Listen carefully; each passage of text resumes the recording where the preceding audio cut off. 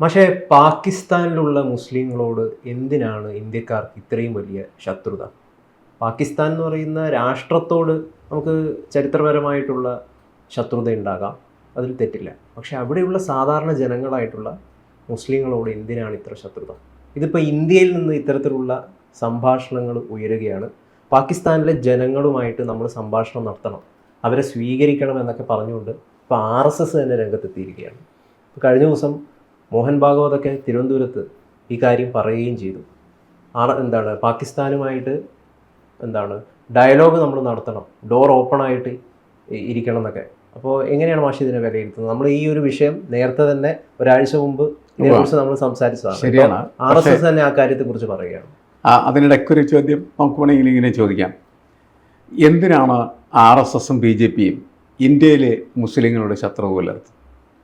ഈ ചോദ്യം ഇതിനിടയ്ക്ക് ഞാൻ വെറുതെ ചോദിച്ചു നോക്കണം മാത്രമേ ഉള്ളൂ. കേൾക്കുന്ന ആൾക്കാർക്ക് അതും കൂടി വെച്ചിട്ട് നമ്മളുടെ സംഭാഷണം കുറച്ചും കൂടി നല്ല രീതിയിൽ അനലൈസ് ചെയ്യാൻ പറ്റുമെന്ന് കരുതുന്നു. അപ്പോൾ RSSൻ്റെ 100ാം വാർഷികത്തിൻ്റെ ആഘോഷത്തിൻ്റെ ഭാഗം ആയിട്ട് തന്നെയാണ് മോഹൻ ഭഗവത് കേരളത്തിൽ വരികയും തിരുവനന്തപുരത്ത് സംസാരിക്കുകയും ഒക്കെ ചെയ്തത്. അതിൻ്റെ ഇടയ്ക്ക് അമൃതാനന്ദമയി മഠത്തിൽ പോവുകയും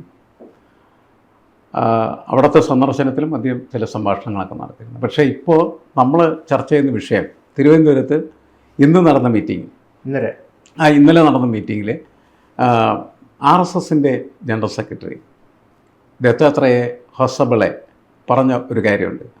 ആ കാര്യത്തിനെ സംബന്ധിച്ച ചോദ്യമാണ് ഇൻട്രാക്റ്റീവ് സെക്ഷനകത്ത് മോഹൻ ഭഗവത് ഇടപെട്ട് സംസാരിച്ചതെന്നാണ് ഞാൻ മനസ്സിലാക്കുന്നത്. അതെ. അപ്പോൾ എന്താണ് ഹൊസബളെ പറഞ്ഞതെന്ന് വെച്ച് കഴിഞ്ഞാൽ, പാകിസ്ഥാനിൽ ഉള്ള ജനങ്ങളുമായിട്ട് ഇന്ത്യക്ക് അടുത്ത ബന്ധം പുലർത്തേണ്ടതുണ്ട്. വെറുതെ ബന്ധം പുലർത്തുകയല്ല ചെയ്യുന്നത്, നമുക്ക് അവരുമായിട്ട് ഒരു ഡയലോഗ് ആരംഭിക്കേണ്ടതുണ്ട് എന്നാണ്. അതിൻ്റെ കാരണം എന്താണെന്ന് വെച്ചാൽ, പാകിസ്ഥാനിലുള്ള പലരും ആൻറ്റി പാകിസ്ഥാൻ മൈൻഡോടുകൂടി കഴിയുന്നവരുണ്ട്. അവരിൽ പലരും ഇന്ത്യ വിഭജനം എന്ന് പറയുന്നത് അനാവശ്യമാണ് എന്ന് വിശ്വസിക്കുന്നവരാണ്. ആ ഒരു ആംഗിളിലാണ് യഥാർത്ഥത്തിൽ പാകിസ്ഥാനിലുള്ള ഇന്ത്യയോട് ആഭിമുഖ്യം കാണിക്കുന്ന ആളുകളോട് നമുക്ക് ഒരു സംവാദം ആവശ്യമാണ് എന്ന് ഹൊസബളെ പറഞ്ഞ്. അത് ശരിയാണോ എന്ന ചോദ്യമാണ് അവിടെ ഉയർന്നത്. ഇപ്പോൾ ഗൗതം എന്നോട് ചോദിച്ച പോലുള്ള ചോദ്യം മോഹൻ ഭഗവത്തിനോട് അവിടെ ഉള്ള ചിലർ ചോദിച്ചു. അപ്പോൾ മോഹൻ ഭഗവത് പറഞ്ഞാൽ ശരിയാണ് എന്നാണ്. നമുക്കൊരു സംവാദം ആവശ്യമാണ്, ഡയലോഗിനുള്ള ഒരു ഡോർ നമ്മൾ തുറക്കേണ്ടത് ആവശ്യമാണ്. കാരണം നമ്മൾ ഹിറ്റ്ലറെ പോലെ അല്ല എന്നാണ് പറഞ്ഞത്. ഇങ്ങനെയാണ് എക്സാക്റ്റ് വാക്കുകൾ ഇങ്ങനെയാണ്: നമ്മൾ ഹിറ്റ്ലറെ പോലെയല്ല, അത് നമ്മുടെ സ്വഭാവമോ രീതിയോ അല്ല. അതുകൊണ്ട് നമ്മൾ ചില വാതിലുകൾ തുറന്നിടേണ്ടതുണ്ട്. നമ്മൾ അനീതിയെയും സ്വേച്ഛാധിപത്യത്തെയും പരാജയപ്പെടുത്തണം, എന്നാൽ നല്ലതിനെ സംരക്ഷിക്കുകയും വേണം. അതാണ് പറഞ്ഞ ഡയലോഗ്.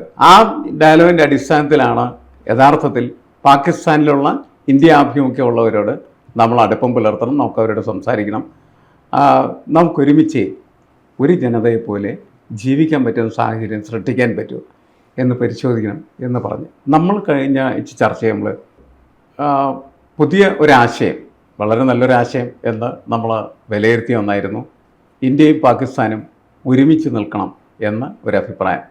അതായത് ഒരിക്കൽ നമ്മളൊരു ജനതയായിരുന്നു നമുക്ക് സ്വാതന്ത്ര്യം ലഭിക്കുന്നതിന് മുമ്പുള്ള കാലം. അതാണ് അഖണ്ഡ ഭാരതം എന്ന് പറയുന്ന സങ്കല്പത്തിലുണ്ടായിരുന്നു. അതിൽ പാകിസ്ഥാനുണ്ട്, ബംഗ്ലാദേശുണ്ട്, ഇന്ത്യയുണ്ട്, എല്ലാം കൂടി ചേർന്ന ഒരു പ്രവിശ്യയായിരുന്നു. നമ്മളുടെ തന്നെ സംസ്ഥാനങ്ങളാണ് യഥാർത്ഥത്തിൽ മുറിഞ്ഞ് ഈ രണ്ട് പ്രദേശങ്ങളിലേക്കും പോയി. ബംഗാൾ പകുതി മുറിഞ്ഞാണ് ബംഗ്ലാദേശിലേക്ക് പോയത്. അതുപോലെ തന്നെയാണ് പഞ്ചാബ് മുറിഞ്ഞ്, പഞ്ചാബ് സിന്ധ് പ്രദേശങ്ങളെന്ന് പറയുന്നത് അങ്ങനെ മുറിഞ്ഞു പോയി. അതൊക്കെ ഇന്ത്യയുടെ ഭാഗം ആയിട്ട് നിൽക്കുന്ന ഇന്ത്യയുടെ ജനതയായിരുന്നു. ആ വിഭജനത്തിൻ്റെ ഫലമായിട്ട് 10,000-കണക്കിന് മനുഷ്യരാണ് മരിച്ചു വീണത്.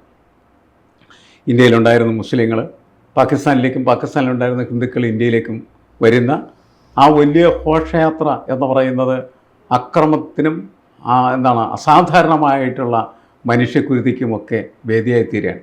ഒരു കാലത്തും ഉണങ്ങാത്ത ഒരു മുറിവായിട്ട് അത് എപ്പോഴും നമ്മുടെ ചരിത്രത്തിൽ നിൽക്കുകയാണ് ചെയ്യുന്നത്. അത് ഇല്ലാതാവുകയാണെങ്കിൽ അത് ഏറ്റവും മഹത്തരമാണ് എന്നായിരുന്നു നമ്മളന്ന് സംസാരിച്ചു വെച്ചിരുന്നത്. അത് ഇനി സമാനമായൊരു സംഭാഷണമാണ് ഇപ്പോൾ തിരുവനന്തപുരത്ത് നടന്നത്. അതിൽ നമുക്കൊരു സന്തോഷം തോന്നും. കാരണം എന്ന് വെച്ചാൽ നമ്മൾ നേരത്തെ നമ്മളുടെ ചർച്ചകളിൽ നമ്മൾ കൊണ്ടുവന്ന ഒരാശയം അത് മറ്റൊരിടത്ത് അതിനേക്കാൾ വിശാലമായിട്ടുള്ള ഭൂമിയിൽ ചർച്ച ചെയ്യപ്പെടുന്നു. അതെ. അതുകൊണ്ട് അതിനൊരു വലിയ പ്രാധാന്യമുണ്ട്. ഇവിടെ പറയുന്നൊരു പ്രധാനപ്പെട്ട വിഷയം എന്ന് പറയുന്നത് ഒരേ സമൂഹം, ഒരേ ജനത, ഒരേ സഹോദരന്മാർ അവർ മുറിഞ്ഞു പോയത് വീണ്ടും ഒരുമിച്ച് ചേരുന്ന ഒരു വലിയ കാര്യമാണ്. അങ്ങനെ ആവുകയാണെന്ന് വെച്ചാൽ നല്ലതാണ്. പക്ഷേ പ്രശ്നം എന്താണെന്ന് വെച്ചാൽ നമ്മുടെ രാഷ്ട്രീയം, നമ്മുടെ പെറ്റി പൊളിറ്റിക്സ് എന്ന് പറയുന്നത് എപ്പോഴും ഡെവലപ്പ് ചെയ്ത് വരുന്നത് ഈ ഹിന്ദുക്കളെയും മുസ്ലിങ്ങളെയും വിഭജിച്ച് നിർത്തുന്ന വിഭജന രാഷ്ട്രീയത്തിൻ്റെ ഫലമായിട്ടാണ്.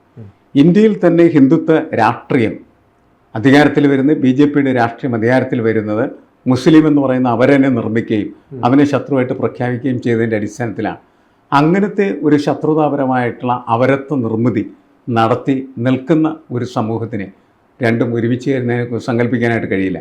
പക്ഷെ നോക്കൂ, RSS ആണ് അതിൻ്റെ പിന്നിൽ പ്രവർത്തിച്ചിരുന്നത് എന്ന് നമ്മൾ കരുതുമ്പോഴും RSSൻ്റെ ഇപ്പോൾ ഉള്ള നേതൃത്വം അത് ശരിയല്ല എന്ന് തീരുമാനിച്ച് ഒരുമിച്ച് ചേരേണ്ടതാണ് ശരിയായ വഴി എന്ന് കണ്ടെത്തുകയും ചെയ്യണം. കാരണം ഇന്ത്യ പാകിസ്ഥാൻ വിഭജനം എന്ന് പറയുന്നതിനെ ആരും തന്നെ യഥാർത്ഥത്തിൽ അംഗീകരിക്കുന്നില്ല എന്നുള്ളതാണ്.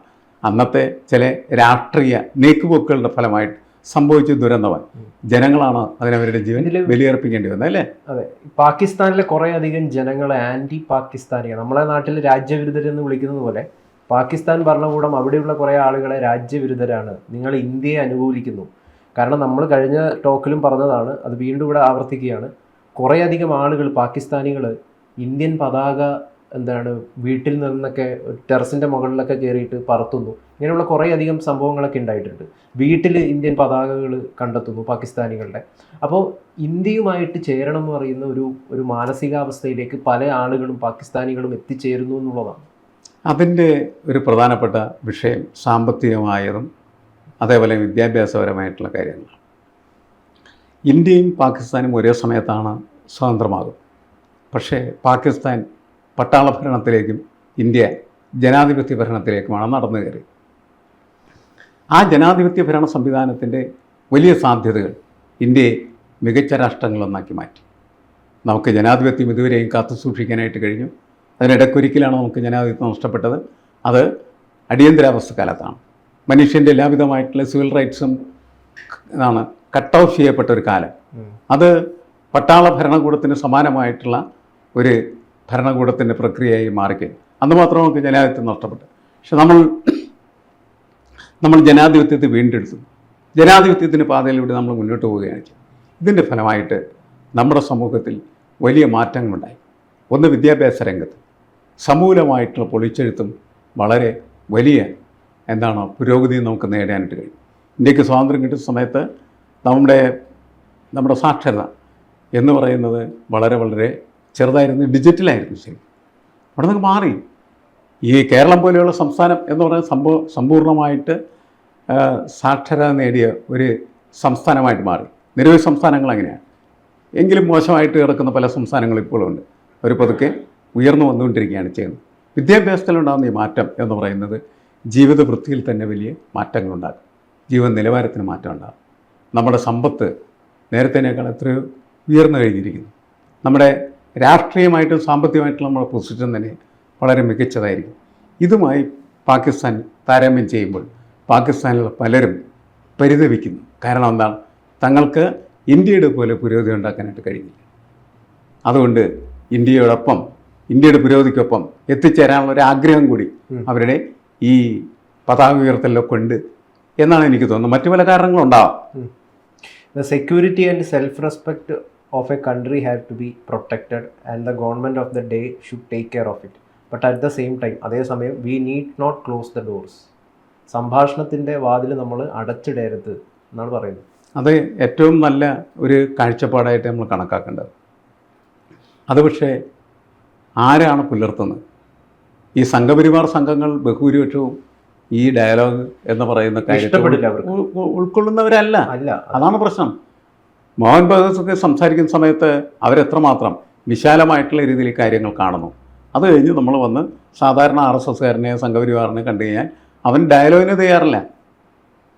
അപ്പോൾ ഡയലോഗിന് തയ്യാറാവാനായിട്ട് അവരെ പാകപ്പെടുത്തിയെടുക്കുക എന്ന് പറയുന്ന ഒരു പ്രക്രിയ. ഡയലോഗിന് തയ്യാറായി കഴിഞ്ഞാൽ അക്രമങ്ങളില്ലാതെ.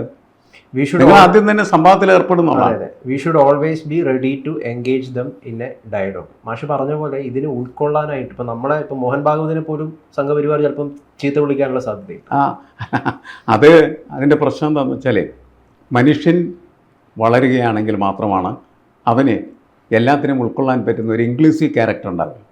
ആ ഇൻക്ലൂസീവ് ക്യാരക്ടർ പലർക്കും ഇല്ല. നമ്മുടെ രാഷ്ട്രീയ പ്രസ്ഥാനങ്ങൾക്കൊക്കെ വളരെ വളരെ കുറവാണ് ശരിക്കും.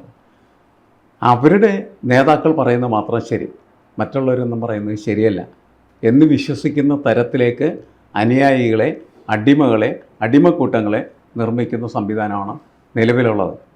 അതെല്ലാവർക്കും ഉണ്ട്. അത് മാറണം എന്നാണ് മോഹൻ ഭഗവത് പറയുന്നതെന്നാണ് ഏറ്റവും സവിശേഷമായിട്ടുള്ള കാര്യം. പാകിസ്ഥാനികളെ നമ്മൾ ശത്രുക്കളായി കാണേണ്ടതല്ലേ? ആരെയും ശത്രുക്കളായി കാണേണ്ടതില്ല. അവരുമായിട്ട് സംസാരിക്കുക, അങ്ങനെ സംസാരിച്ച് ആശയവിനിമയത്തിലൂടെ സൗഹൃദത്തിലെത്തിച്ചേരുക. അത് ഈ മാനവരാശിയുടെ തന്നെ മഹത്തായിട്ടുള്ള സങ്കല്പങ്ങളിലൊന്നാണ്. അങ്ങനെ ആകണം എന്നുള്ളതാണ് പ്രധാനപ്പെട്ട കാര്യം. പക്ഷേ യഥാർത്ഥത്തിൽ ഇന്ത്യയുടെ നെഞ്ചിലേറ്റ ഏറ്റവും വലിയ മുറിവാണ് വിഭജനം എന്ന് പറയുന്നത്. അത് ഒഴിവാക്കാമായിരുന്നില്ലേ?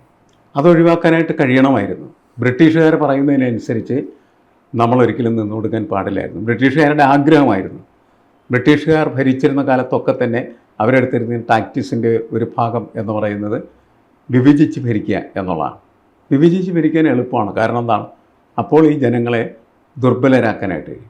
അങ്ങനെ നമ്മളെ ദുർബലപ്പെടുത്തുകയും നമുക്ക് സ്വാതന്ത്ര്യം തരുന്ന സമയത്ത് പോലും നമ്മൾ ഗുണം പിടിക്കരുത് എന്ന് കരുതി വിഭജിക്കാനായിട്ടുള്ള പദ്ധതികൾ അവർ ഒരുക്കുകയും നമ്മുടെ രാഷ്ട്രീയ നേതൃത്വം അതിൽ പെട്ടുപോവുകയും ചെയ്തു എന്നുള്ളതാണ് സത്യം. അതുകൊണ്ട് ആ ദുരന്തം ഒരു കാലത്തും, അതിൻ്റെ വേദനകൾ ഒരു കാലത്തും ഇന്ത്യക്ക് മറക്കാനായിട്ട് പറ്റില്ല. ചരിത്രം എന്ന് പറയുന്നതിനെ വിസ്മൃതിയിലാക്കാനും സാധ്യമല്ല.